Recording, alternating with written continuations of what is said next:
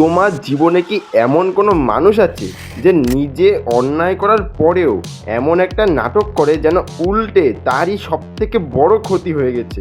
সাবধান, তুমি কোনো সাধারণ ইমোশনাল মানুষের সাথে চলছো না, তুমি একজন ডেঞ্জারাস ইমোশনাল ব্ল্যাকমেইলের ফাঁদে পড়েছো। ডার্ক সাইকোলজিতে একে বলা হয় ভিকটিম কার্ড খেলা। এই ধরনের ম্যানিপুলেটররা নিজেদের কোনো ভুল বা অন্যায় কখনো স্বীকার করে না, বরং তারাই সবার সামনে এমনভাবে কাঁদুনি গায় যাতে আসল দোষটা পেছনে চলে যায় আর তোমার মন তাদের দিকে আকর্ষিত হয়। তাদের এই কান্নাকাটির আসল উদ্দেশ্য হলো তোমার ওপর মানসিকভাবে চাপ সৃষ্টি করা আর তোমাকে অপরাধী বানানো।